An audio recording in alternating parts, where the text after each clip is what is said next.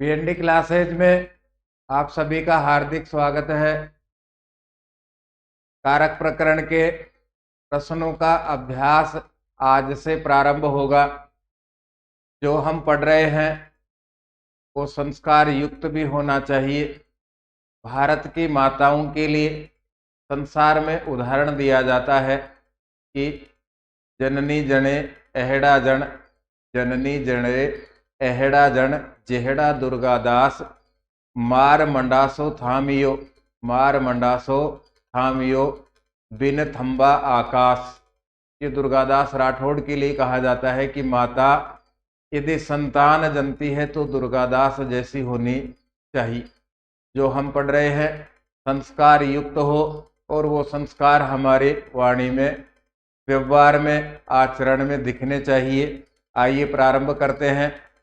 प्रत्येक कारक प्रकरण और कारक प्रकरण में से अब तक आए हुए प्रश्न। प्रथमा और द्वितीय विभक्ति का हमने अभ्यास किया। उसके बाद हम प्रारंभ करेंगे आज से कारक प्रकरण के प्रश्नों को जो अब तक पूछे जा चुके हैं। देखिए, ये पहला पैटर्न है। इस पैटर्न के आधार पे 2022 और 2023 में प्रश्न आए हैं। मोहन उपवसति, और हमें कहा गया है इस रिक्त स्थान में से, इस रिक्त स्थान में से ग्राम शब्द है। इस ग्राम शब्द में कौन सी विभक्ति होगी? ग्राम शब्द में विभक्ति जोड़ो, रिक्त स्थान में लिखो और पूरे वाक्य को वापस उत्तर पुस्तिका में लिख करके बताओ। तो यहां लिखा हुआ है उपवसति। हमने एक सूत्र पढ़ा था,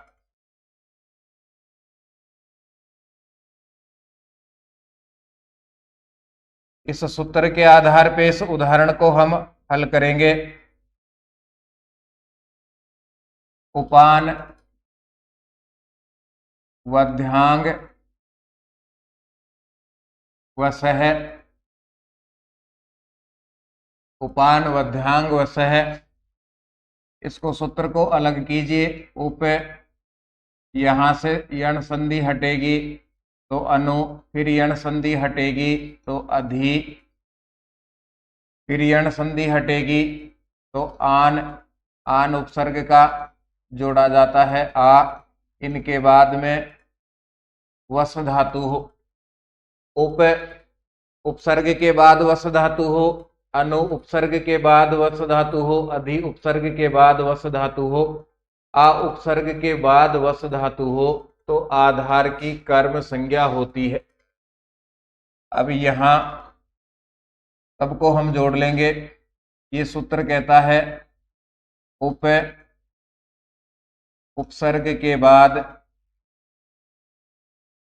उप उपसर्ग के बाद वस धातु होने पर, उप उपसर्ग के बाद में वस धातु होने पर, जब उप उपसर्ग में वस धातु जुड़ेगी तो इसका लटलकार प्रथम पुरुष एकवचन बनेगा, वस का उपवसति। ये उपवसति ही उदाहरण में देखने को मिलता है। उपसर्ग के बाद वस धातु होने पर आधार की कर्म संज्ञा होती है।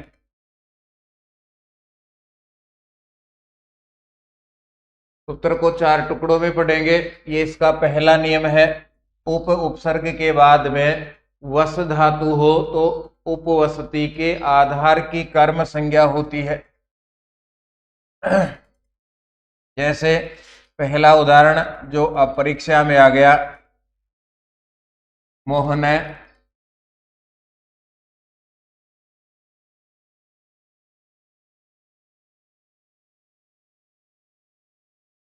ग्रामम उपवसति। कोई बाहर का व्यक्ति मोहन की सगाई लेकर के आया कि मोहन कहाँ रहता है। तो जवाब मिला, स्टैंड पर आकर के पूछा कि मोहन कहाँ है। तो उत्तर मिला मोहन ग्रामम उपवसति, मोहन गांव के समीप रहता है। गांव में नहीं रहता, आप गलत आ गए, गांव के समीप है मोहन। अब देखिए वापस लौटिए, जो पहला नियम है वो कहता है उपसर्ग हो, उसके बाद में वस धातु हो, अर्थात उपवसति हो। ये उपवसति रहा अपने पास में। उपवसति के आधार को कर्म कहा जाता है। यहाँ उपवसति का आधार क्या है? गांव। समीप रहता है, किसके समीप रहता है? गांव के समीप रहता है। तो उपवसति का आधार क्या है? गांव शब्द। तो इस गांव शब्द को कर्म संज्ञा हो गई। जो ग्राम शब्द लिखा हुआ है, इस ग्राम शब्द को कर्म संज्ञा हुई सबसे पहले। कर्म संज्ञा होने का मतलब है यहां पहचान हो गया कि तीन शब्द हैं, मोहन, ग्रामम और उपवसति। इन तीन शब्दों में ग्राम शब्द कर्म है, और जिसमें कर्म होता है उसमें द्वितीय विभक्ति होती है। पहले कर्म संज्ञा, और जब इसकी कर्म संज्ञा हो गई तो ग्राम शब्द में विभक्ति जोड़ी गई, द्वितीय। एक गांव की बात की जा रही है, इसलिए द्वितीय का एक वचन। फिर से लौटिए नियम की ओर। उपसर्ग के बाद में वस धातु हो, अर्थात उदाहरण में यदि उपवसति लिखा हुआ है तो उस उपवसति के आधार को कर्म कहा जाता है। जिसको कर्म कहा जाएगा उसमें निश्चित ही द्वितीय विभक्ति होती है। मोहन गांव के समीप रहता है, ये उपवसति आ गया। उपसर्ग के बाद में वस धातु, उपवसति का आधार है ग्राम, क्योंकि गांव के समीप रहता है, तो ग्राम शब्द यहाँ कर्म हो गया। ग्राम कर्म हो गया तो कर्म में द्वितीय विभक्ति होती है। अब यहाँ प्रश्न के पैटर्न पर लौटिए। ग्राम शब्द में विभक्ति जोड़नी है, तो ग्राम शब्द यहाँ कर्म है, इसलिए ये होगा ग्रामम। ये पहले प्रकार का प्रश्न है। इसमें दूसरा उदाहरण देखिए।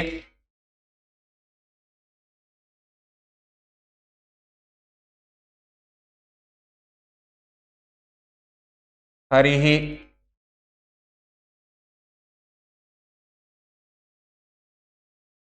वैकुंठम उपवसति।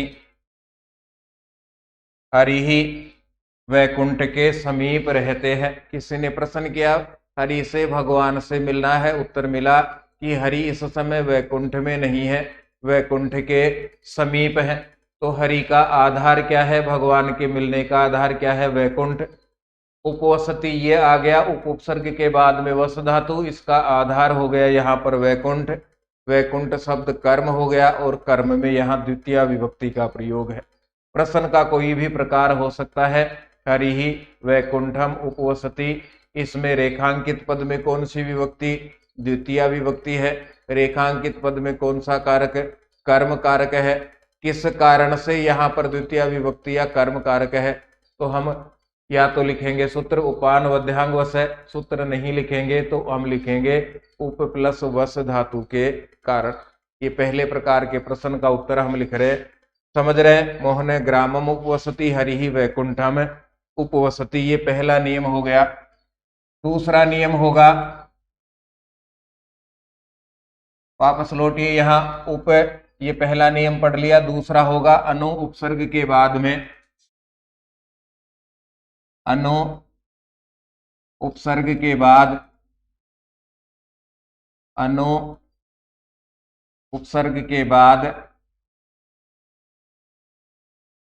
वस धातु होने पर, वस धातु होने पर, अर्थात अनु और वस धातु का लट लकार प्रथम पुरुष एक वचन बनेगा। अनुवसति, अनु उपसर्ग के बाद वस धातु होने पर आधार की कर्म संज्ञा होती है, या आधार को कर्म कहा जाता है। दूसरा उदाहरण है हरिहि वैकुंठम अनुवसति। देखिए उदाहरण को। अनुपसर्ग के बाद में वस धातु जुड़ करके अनुवसति मिल गया। अनुवसति का आधार होगा, उसको कर्म कहा जाएगा। हरि वैकुंठ के अनु पीछे वसती रहते हैं, हरि वैकुंठ के पीछे रहते। पहली बार में भगवान का पता, भगवान का एड्रेस कहा गया, वैकुंठ के समीप रहते हैं। व्यक्ति वहां गया, भगवान हरि नहीं मिले, लौट कर के आया, पूछा झूठ बोलते हो, फिर से बताओ कहाँ रहते हैं। तो उस व्यक्ति ने जवाब दिया कि आप गलत जगह चले गए, हरि तो वैकुंठ के पीछे रहते हैं। तो भगवान के मिलने का या धातु का आधार क्या है यहाँ पर? वैकुंठ शब्द। तो वैकुंठ शब्द में कर्म कारक है और द्वितीय विभक्ति है। ये पहला प्रकार है समझने का। दूसरा प्रकार है अनुवसति के कारण यहाँ रेखांकित पद है वैकुंठ, इसलिए इसमें कर्म कारक और द्वितीय विभक्ति है। पैटर्न अभी हमने देखा ही है किस प्रकार का हो सकता है। तीसरा प्रकार होगा इसका उप हो गया, अनु हो गया, अधि हो गया। यदि अधि उपसर्ग के बाद, अधि उपसर्ग के बाद वस धातु होने पर, अधि उपसर्ग के बाद वस धातु होने पर आधार की कर्म संज्ञा होती है। आधार की कर्म संज्ञा होती है। आधार यहाँ आधार कार्ड नहीं, कर्म संज्ञा होती है। कोई कल को ये कह दे कि जो आधार कार्ड बना रहे वो तो कारक में लिखा हुआ है, वहां से उठा करके बना दें क्या हम? हरि वैकुंठम अनुवसति, अधि, अधि उपसर्ग के बाद में वस धातु हो तो आधार की कर्म संज्ञा होती है। जैसे अनु के बाद वस जोड़ा अनुवसति, अधि के बाद वस जोड़ा अधिवसति बनेगा। तो तीसरा इसका उदाहरण है हरिहि, हरिहि वैकुंठम अधिवसति। व्यक्ति दूसरी जगह से भी खाली लौट करके आ गया और कहा कि वहां भी हरि नहीं है, तो फिर से उत्तर दिया गया हरि वैकुंठम अधिवसति, हरि तो वैकुंठ में ही रहते हैं, आप दोनों जगह गलत गए हो। अधिवसति धातु का आधार है यहाँ वैकुंठ, इसलिए वैकुंठ शब्द में कर्म कारक और द्वितीय विभक्ति। दूसरा प्रकार है अधिवसति के कारण यहाँ वैकुंठ शब्द में कर्म कारक है और द्वितीय विभक्ति है। अंतिम इसका प्रकार होगा आ उपसर्ग के बाद, आ उपसर्ग के बाद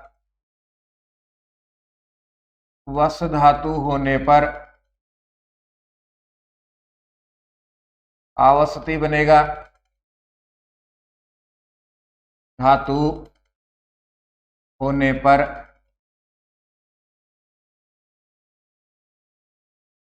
आधार की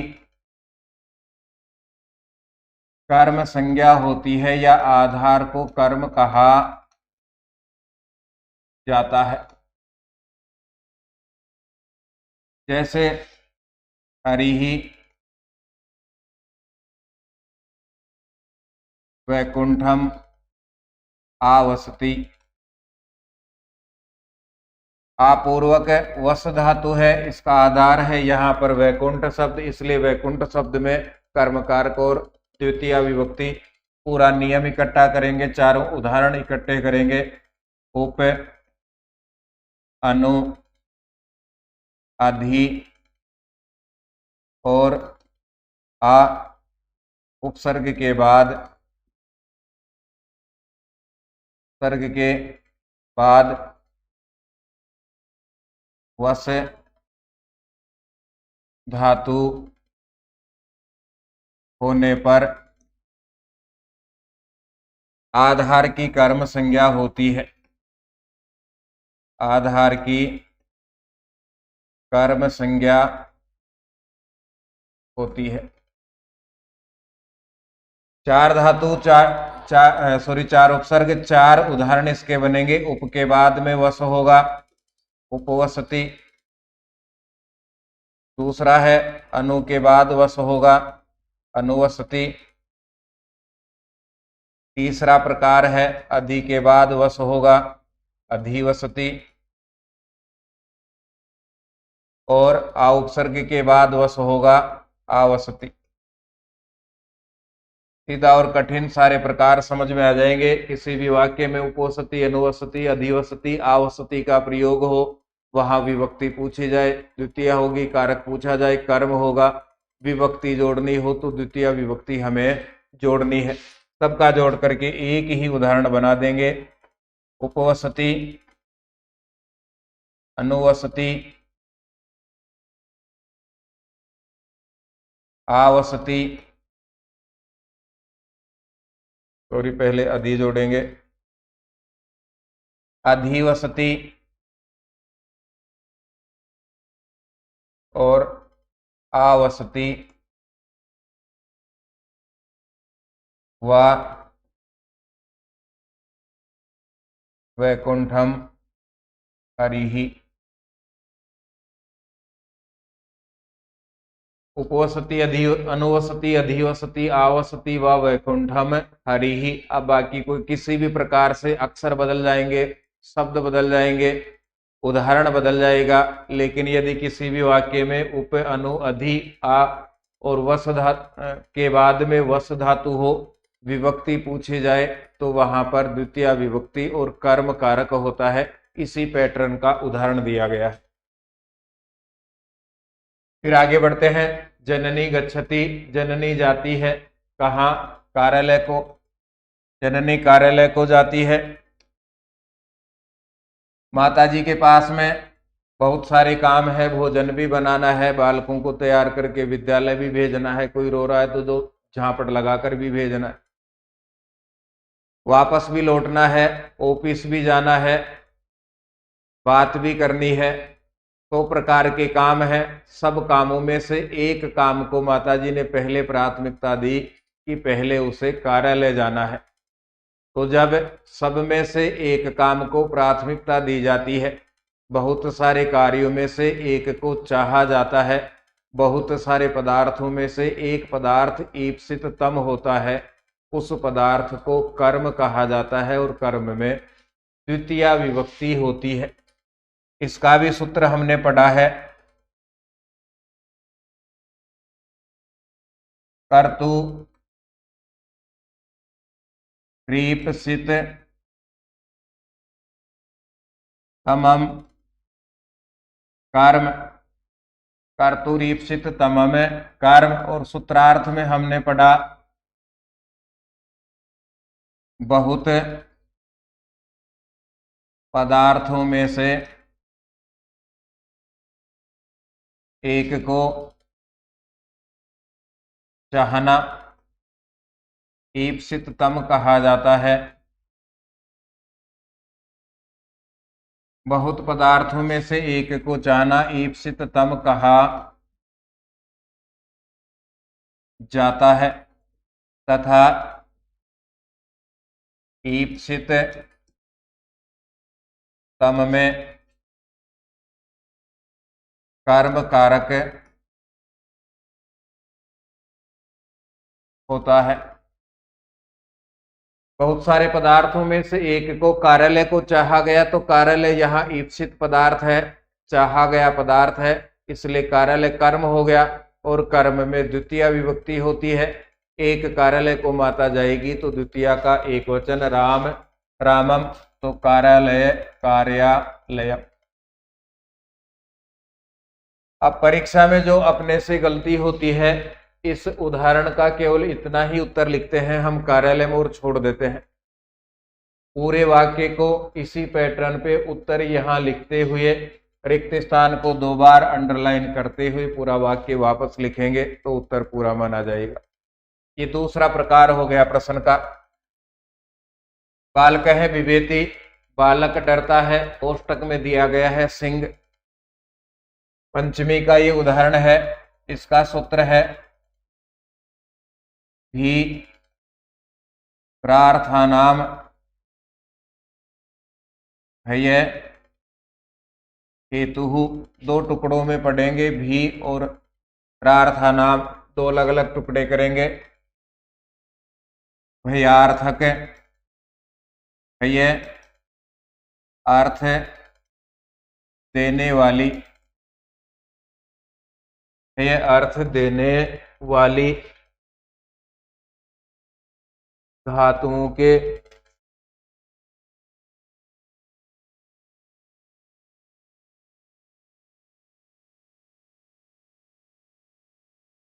भय अर्थ देने वाली धातुओं का प्रयोग होने पर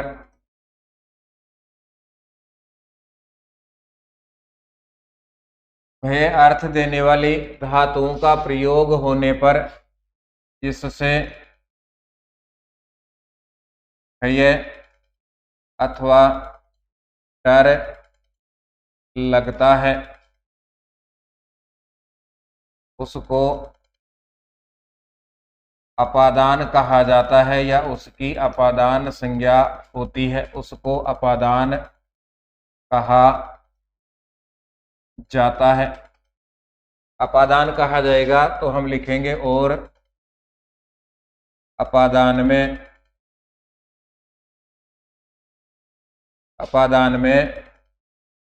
अपादाने पंचमी सूत्र द्वारा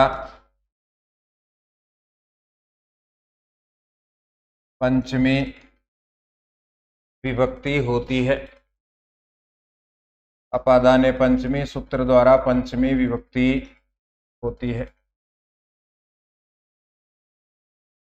ऐसी धातुएं जिनका अर्थ भय देना है, जिनका अर्थ डर देना है, डर या भय अर्थ वाली धातुओं का प्रयोग हो तो जिससे डर लगता है या जिससे भय लगता है या जो डर का कारण है, जो भय का कारण है, उसमें पंचमी विभक्ति होती है। अब भय अर्थ वाली धातु या डर अर्थ वाली धातुएं कौन कौन सी हैं, तो इसमें मुख्य रूप से है भी धातु। इसका बनता है विभेति। वाक्य में हमें शब्द लिखा हुआ दिखाई देगा विभेति, ये पहला प्रकार है। तो किसी भी वाक्य में भी या विभेति, भी अर्थ की धातु हो या विभेति लिखा हुआ हो और जिससे हमें डर लगता है उसमें पंचमी विभक्ति हमें करनी है। बालक है, बालक विभेति डरता है किससे? सिंह से। तो भी धातु का यहाँ लिखा हुआ है विभेति और बालक के डर का कारण है सिंह। भी धातु का प्रयोग हो जिससे डर लगता है उसमें पंचमी विभक्ति हमें जोड़नी है। डर किससे लगता है? सिंह से। तो सिंह यहाँ अपादान कारक हो गया और इसमें पंचमी विभक्ति जोड़ेंगे। एक सिंह है तो पंचमी का एक वचन यहाँ जुड़ेगा सिंह। तो ये उत्तर होगा इसका सिंघात। इसी प्रकार का ये पहला उदाहरण है। दूसरा और लिखेंगे यहाँ। बालक है, सिंघात विभेति। बालक है, सिंघात विभेति। बालक है, व्याघ्रात व्याघ्र से विभेति। बालक व्याघ्र से डरता है। बालक है, सर्पात विभेति। बालक सर्प से डरता है। ये पहला प्रकार है उस सूत्र का, पहले प्रकार का उदाहरण।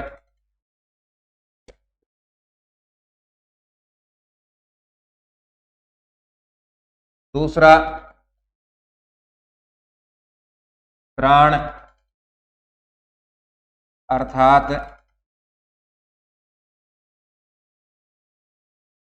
तो शब्द लिखे हुए हैं भी। त्रार्था नाम भी का अर्थ है डर अर्थ वाली और त्राण इसका अर्थ होगा रक्षा अर्थ वाली, अर्थात रक्षा अर्थ वाली धातुओं का रक्षा अर्थ वाली धातुओं का प्रयोग होने पर जिससे रक्षा की जाती है, जिससे रक्षा की जाती है उसे जिससे रक्षा की जाती है उसे अपादान कहा जाता है।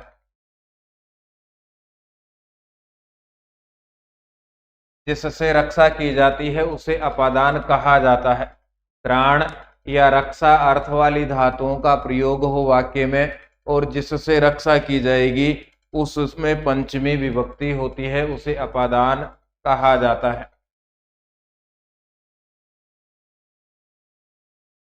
राहुल है, चोरात,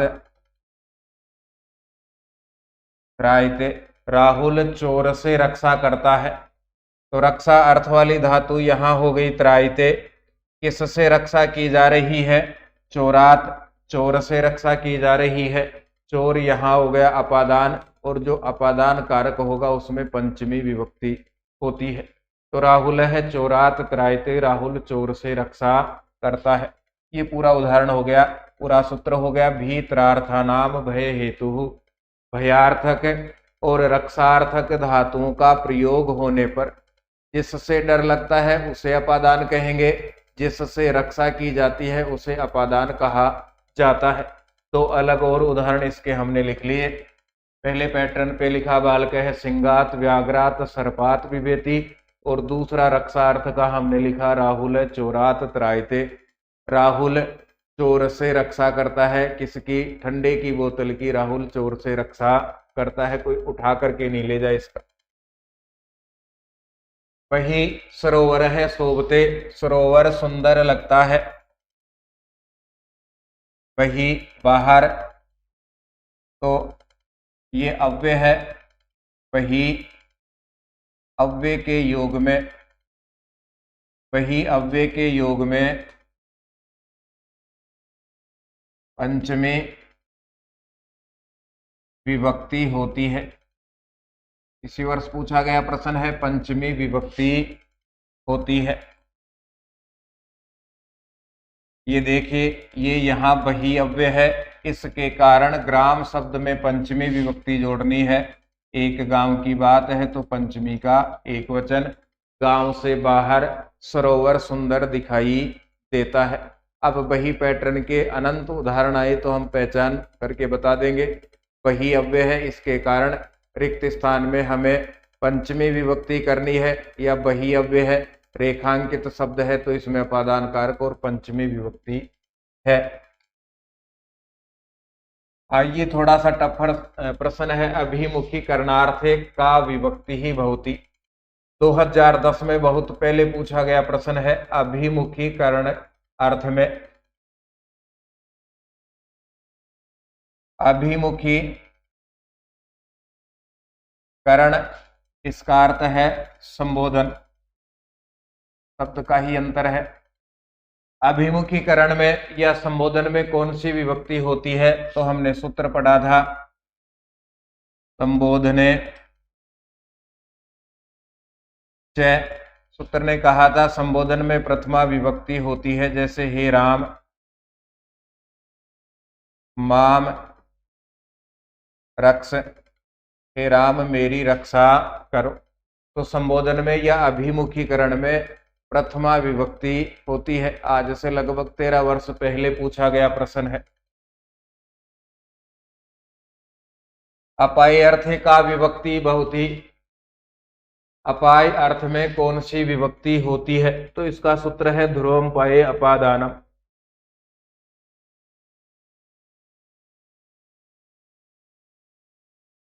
ध्रुवम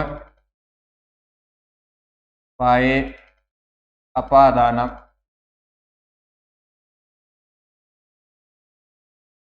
पदच्छेद कीजिए, ध्रुवम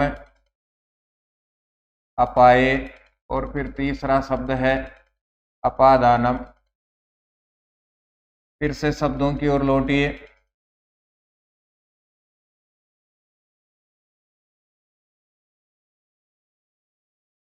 ध्रुवम स्थिर, अपाये, ध्रुवम स्थिर अपाये,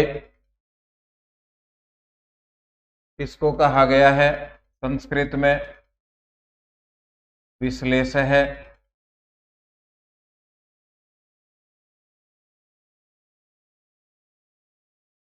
अपायश को कहा गया है विश्लेष है, और हिंदी भाषा में कहेंगे अलग होना। अब ये सूत्र समझ में आएगा। ध्रुवम अपाये अपादानम स्थिर पदार्थ से, ध्रुवम स्थिर पदार्थ से अपाये अलग होने पर, स्थिर पदार्थ से अलग होने पर स्थिर पदार्थ को अपादान कहा जाता है। जो पदार्थ पहले से स्थिर है उससे कोई दूसरा अलग हो गया तो जो अपनी जगह रहा, जो स्थिर रहा, उसी को अपादान कहा जाता है। ध्रुवम का अर्थ यहाँ स्थिर है, अपाय का अर्थ है विश्लेष है, अर्थात अलग होना। जैसे एक गांव से व्यक्ति निकल करके दूसरे गांव को चला गया। जिस गांव से व्यक्ति गया वो गांव अपनी जगह है, गांव को तो उठा के नहीं ले गया, गांव अपनी जगह है। गांव से अलग हुआ व्यक्ति, अलग होने के योग में कौन अलग हुआ? व्यक्ति। स्थिर या अपनी जगह कौन रहा? गांव। तो गांव शब्द यहाँ पर ध्रुव पदार्थ है, स्थिर पदार्थ है। तो जो ध्रुव रहेगा, जो स्थिर रहेगा, उसको अपादान कारक कहा जाता है, और अपादान में पंचमी विभक्ति होती है। जैसे पहले इसका उदाहरण हम पढ़ेंगे। ग्रामात आयाति, शिक्षक है, शिक्षक गांव से आता है। शिक्षक और गांव दो पदार्थ हैं। आयाति आना यहाँ पर क्रिया है। गांव से अलग कौन हुआ? शिक्षक। तो शिक्षक यहाँ हो गया अपाय, अलग होना, अपाय पदार्थ हो गया, और स्थिर पदार्थ या ध्रुव पदार्थ हो गया यहाँ गांव। दो पदार्थों में से एक के अलग होने पर जो अपनी जगह स्थिर रहेगा, जैसे पहले था वैसे ही बाद में रहेगा, उसको अपादान कहा जाता है। प्रश्न में पूछा गया है अपाय अर्थ है अलग होने के अर्थ में का विभक्ति ही भवती, कौन सी विभक्ति होती है? तो इस सूत्र के द्वारा अलग होने के अर्थ में अपादान कारक और पंचमी विभक्ति होती है। ये कारक प्रकरण में से पहले प्रकार का पैटर्न हमने पढ़ा। रिक्त स्थान मिलेगा, कोष्टक में शब्द मिलेगा, उस शब्द को पहचानना है, वाक्य को फिर से पढ़ना है। वाक्य को पढ़ने के बाद में वाक्य में से जो नियम हमें याद आता है उसके आधार पे शब्द में विभक्ति लिखनी है। वापस उत्तर पुस्तिका में पूरा वाक्य हमें लिखना है। आप सबके सुझाव और अधिक सरल बनाने के लिए सादर आमंत्रित हैं। हम फिर मिलेंगे। धन्यवाद। जय तु भारतम, जय तु संस्कृतम।